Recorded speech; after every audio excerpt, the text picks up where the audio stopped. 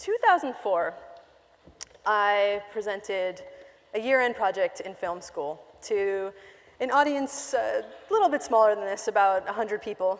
It was a really big deal at the time, my biggest audience yet.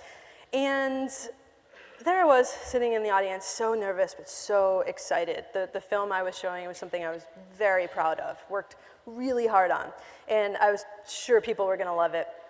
And so the lights are dark, lights go up, it's my turn to jump up on stage and take questions and comments. And before the lights could even finish going up, one of my classmates, his hand shoots up. And I will never forget the first words out of his mouth. "I can't believe you made us sit through that." I wish he was not alone, but or I wish he was alone. He was not alone. This film was a complete failure.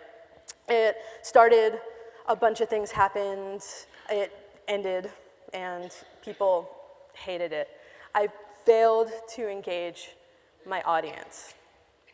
I somehow that year forgot one of the foundational tenets of filmmaking, which is that if you want to engage your audience with a film, you have to have a story at your foundation. And you could come across this story by accident, like I had done for years, or you could map it out with intentional care and intent. Now, software, website, apps, services, digital, analog as well, I'm going to call them products for short, they have a lot in common with films. If you want to engage your audience, whether they be your users, your clients, your customers, your stakeholders, your team, you have to have a story at your foundation. Now, again, you could do this by accident, like I'd done for years. You could do this by accident, like I'd done for years as a filmmaker, and eventually working with technology companies, building products that sometimes were successful, sometimes not so much.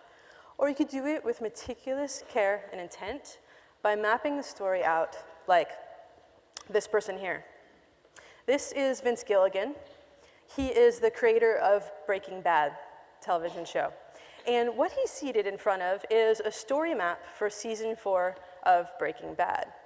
Now, if this looks familiar to anyone here, this idea of stories on a wall, if you're familiar at all with user story mapping, have an agile practice, know Jeff Patton's book or took his workshop yesterday, it can look familiar, and that's absolutely wonderful. It's something that you probably already know how to do. Even if you've never heard of agile story mapping, you know how to use index cards and put them on a wall, or even Post-its. This is my tool of choice. What mapping a story does for your customers is it's kind of like what a filmmaker does. It does this. This is a close-up of a story card near the end of season 4 of Breaking Bad, around 3/4 of the way through. If you've seen season 4 of Breaking Bad, you know what this card refers to. If you haven't, that's your homework. I want you to leave here today, maybe not tonight, but start tomorrow, just watch it from the beginning. What mapping stories does for storytellers, story makers, filmmakers, TV writers, is helps them make things go boom. Possibly on screen, and more importantly, for users and customers on the other end. Now, in order to understand how this works, first have to understand how story works. So, every story has a beginning, a middle, and an end. And on that timeline, we've got what we call traditionally the narrative arc. There are a million types of story diagrams out there. This is by far the simplest. On this arc, we've got plot points. And to show you how they all operate, not just on screen, but for humans, I'm going to walk you through one of my favorite movies, Back to the Future. So, at the beginning, every story starts with what we call the exposition. This is when you're introduced to a hero, a main character, and they've got some kind of big goal in life. So in Back to the Future, there's Marty, and he wants a truck and a girlfriend, and more importantly, he wants to make something of himself, be different than his family. Luckily, he's got Doc, who's a friend who has a time machine, and it's all pretty cool, until something changes. And this is what we call the inciting incident, or the very technical term is it's a problem. A problem arises. And so in Back to the Future, we have Libyans shoot Doc because he stole their plutonium, and they want it back, and things are very not good. So what does Marty do? He jumps in a time machine trying to right the situation, and he ends up back in time. This leads to what we call rising action. And the gist of this is that it's just every scene has to get more interesting than the last. Every shot has to get more engaging than the last. You want to keep people's attention. You don't want them to trail off. So in Back to the Future, what happens? Marty meets his mom. His mom has a crush on him. Things get weirder and weirder. The story progresses to the point where he's close to figuring out how to get home back to the future, how to solve that problem, but something happens. This is what we call the moment of crisis. It's the point of no return. This is when the hero is so close to solving their problem that the tension rises. When you're in the audience, what scientists tell us, there's a lot of science I'll talk about today, scientists tell us that your pulse quickens, your palms get sweaty. It's as if you are identifying and on screen with the hero. You are there with the action, you're not just passively sitting there watching. And so whether you like the main character or not, you are one with them. So at the point where he's almost getting home, but then suddenly, if you've seen the movie, you remember he's on stage, he's trying to play Johnny Be Good, and his hand starts disappearing, and he might never have been born because his parents haven't kissed, and at this point you're just thinking, how is he going to overcome this? So the way the crisis is overcome is by a series of events that lead to what we call the climax, or the resolution. This is when the hero gets over the hurdle of the crisis, so his parents kiss, he will have been born, but he still has to get back to the future. Well, the problem originally is resolved. So how do they figure this out? There's lightning, and there's a clock tower, and there's Doc, harnessing lightning. The idea with the climax is, so if this x-axis is time, the y-axis, it's interestingness or intrigue, even tension. Tension is a tool that storytellers and filmmakers use to develop engaging stories. It's a tool that, as I'll show you in a moment, is something that you can use when developing products that are going to engage people and get people excited. So the highest point is the coolest point. There's lightning, and Doc jumps off the tower, and this leads to what we call falling action, or the fancy French word is denouement. It is the unraveling of the tension. Now, what's important with stories is that they wrap up as quickly as possible, but also that they don't end on the high point. Because if the lightning struck and then he was back in time and the credits rolled, it would be very unsettling to us. As humans, we need closure. We need to know what happens next. We need things wrapped up so that we feel calm and content that this episode came to an end. So in this case, he's back home. His family, they're all cool, and Biff is their manservant, and he's got this truck. And where do we go? Well, the end. He sees his girlfriend. They embrace. This ends up at home, as most stories do. Now, what's important with this movie is if it was a traditional Hollywood movie, they might embrace and the credits roll and the end, but something is not quite right. And what happens next is Doc jumps up in a time machine, and Marty, you've got to come with me. Where? To the future. And what this does is it kickstarts what will be the next journey, the next installment. So this is how films are structured, how narratives for TV shows are structured. This is what we call serial narrative, and it keeps going and going. It's great for, if we were making films, which we're not many of us are. What does this have to do with products? So I want you to look at these two people here. If I were to tell you that they are using an Apple product, an app that comes pre-installed on every iPhone. I just want you to all shout it out. What are they using? FaceTime. Yep, no one said Siri. Just checking. So, FaceTime. That took you split seconds to compute. How did you know that they're using FaceTime? Well, you look at them and you think, wow, they're a little bit older.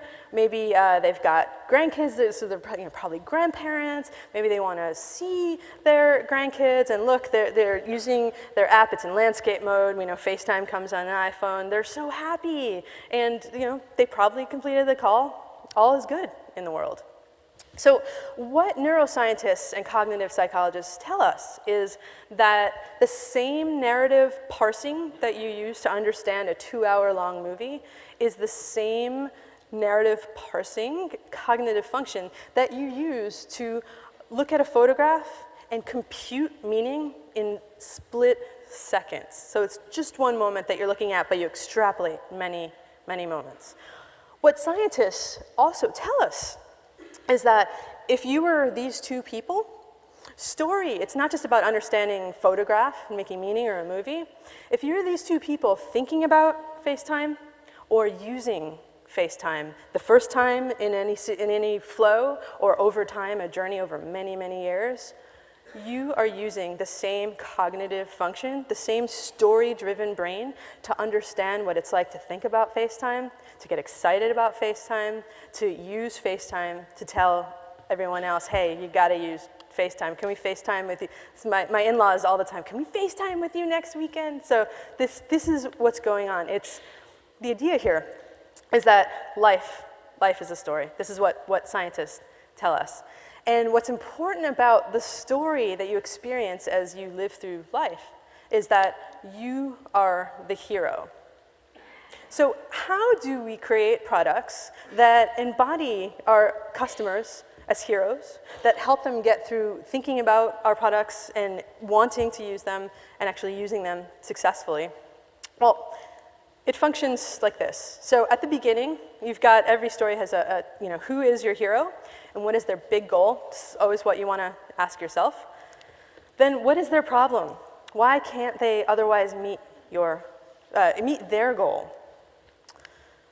Your product. What is your product and what is the market category? So you want to think, what problem are they having that they're going to use your product to solve?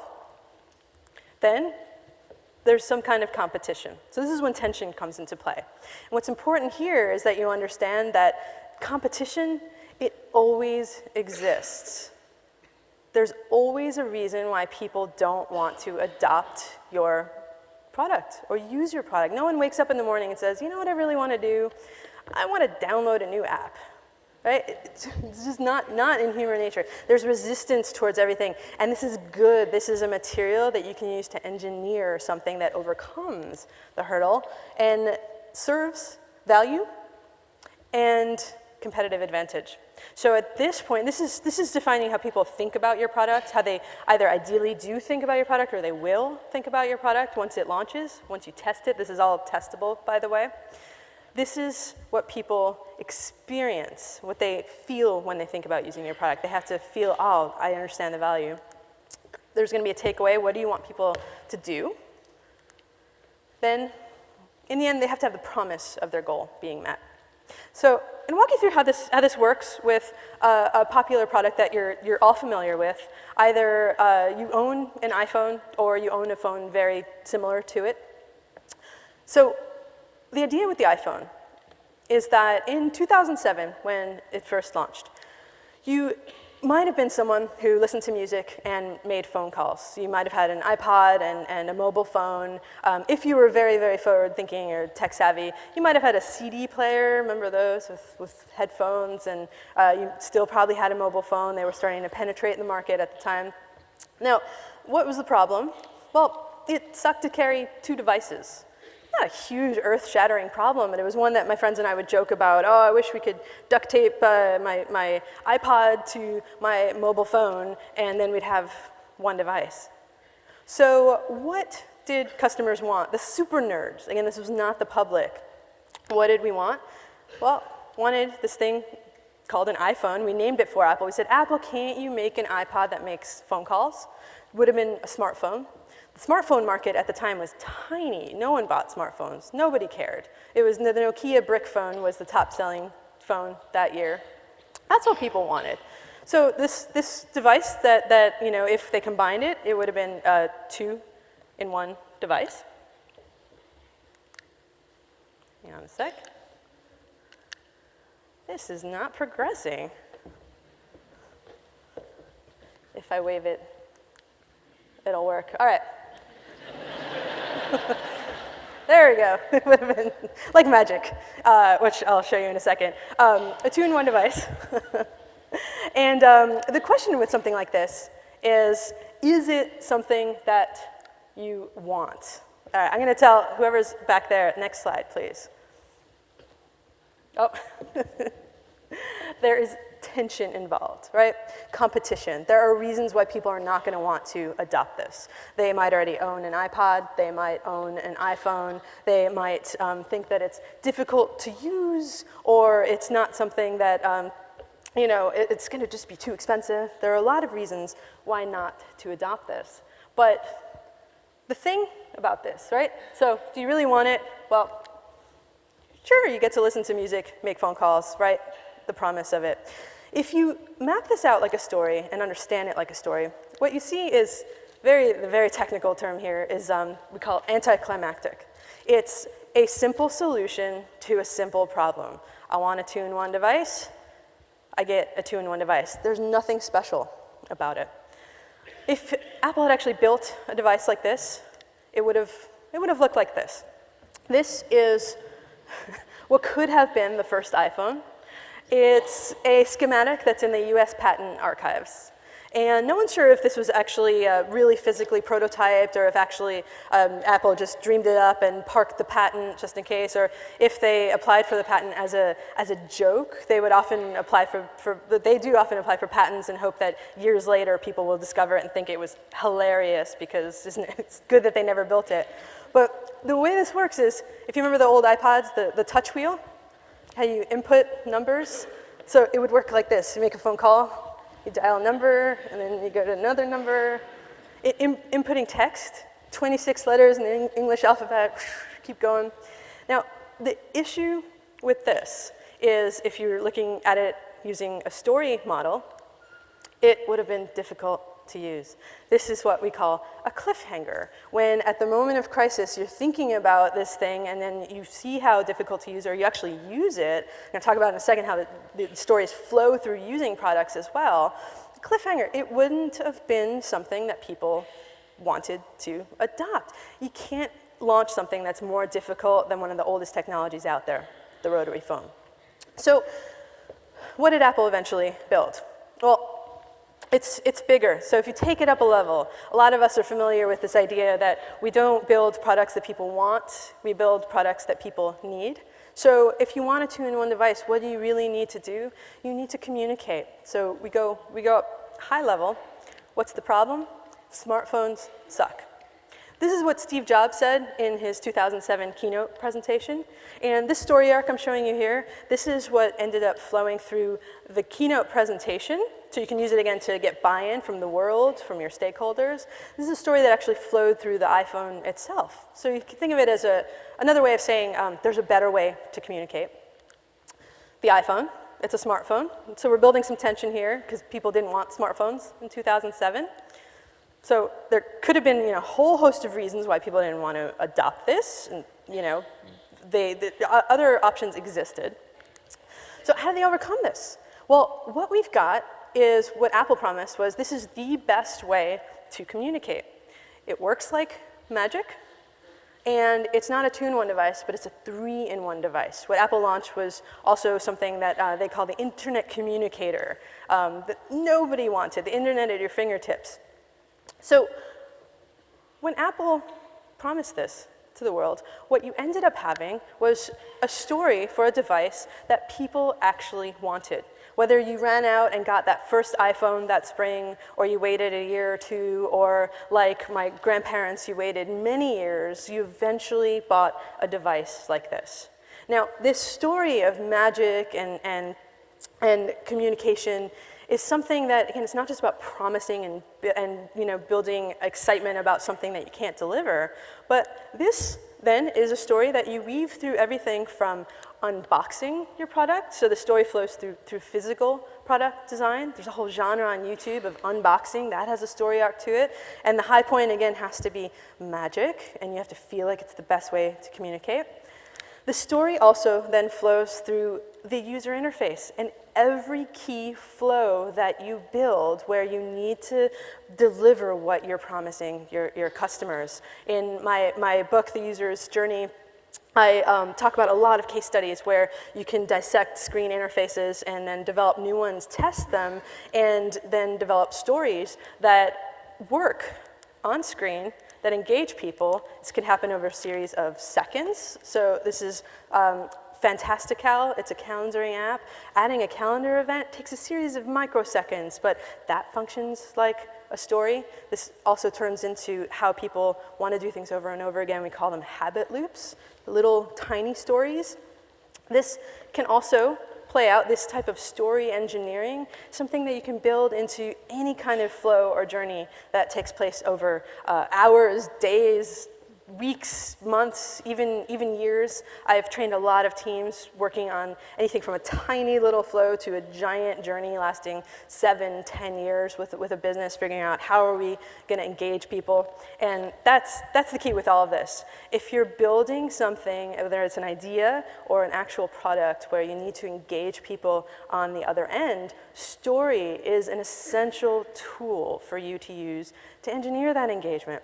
Because, like it or not, we have storytelling brains. We are using story to understand everything, whether we know it or not, and so you may as well account for it and then try to measure it and make sure that your results are what you want and accountable, your metrics. This goes into analytics, everything. So why does this work? Well, because I could be giving you a talk about game design. Hey, let's put badges on everything and make everything better. But why story? Because story is actually, game designers know this. Story is something that they use to engineer engagement in games. Why? Well, I want you to think about this for a second. So there is no such thing as an actual experience. There are moments in time. And time is fleeting. So the moment ago where I said the word moment, that's already gone. And now I'm in this moment, but that moment is already gone, and I cannot catch up. Because of this, our brains have evolved over the years. Since we were cave people down by the river, our brains have evolved to use story to understand what happened in the past, what's happening in the moment. This is what scientists call real-time narrative parsing, and what's about to happen to us. Because there's no other way to make sense of all this fleeting insanity, story gives time structure. It helps us, there's this concept called the peak-end rule. We remember the highs of an experience, we remember the lows, we remember what came closest to the end. So if that value, whether people thinking about your product or actually using it, that value being experienced nearest to the end, that's what people remember. When we consume story, when we go through experiences that function like a story, our brain activates. And we're more likely to see the utility in using something. So we see what we can do with it. It's a kind of affordance. Oh, I can do this with that. Cool. More likely to see something as being usable. I've trained a lot of teams who've been launching products. Maybe they have a new feature they're launching, a ton of bugs, not really sure how to prioritize what should go to market, what should we put on the later list. And what I've seen is that when the story is intact and you prioritize features and requirements based on supporting the story, all of the plot points, you've got people who love what they just did, even if it was a little difficult to use, as long as they're very happy by the end, they love your brand. I've seen companies with net promoter scores through the roof with usability quirks that we can actually deprioritize and handle in the next sprint. So what have we got? Also, desirability. This all affects, people are more likely when they consume story-like experience, more likely to want to use something, want to do something, more likely to, again, not only experience value in using something, but remember the experience, and more likely to want to choose to experience using this thing all over again. So next time you're working on anything, I want you to think not in terms of what process are we using, what does my team look like, are we agile or waterfall? They're all excellent questions to ask, but what I want you to ask first is, what's the story? And that means, who is your hero? What is their big goal? How am I going to help them use my product to meet their goal? And more importantly, how are we going to make things go boom for the audience, the user on the other end? And even more importantly, how are we going to make the story, perhaps, never-ending, last forever and ever and ever? My new book, The User's Journey, if you bought a copy today, I'm around and I'm happy to sign your copy. Otherwise, it's available on Amazon. My website's got a ton of case studies, workbooks, things for you to download, and thank you very much.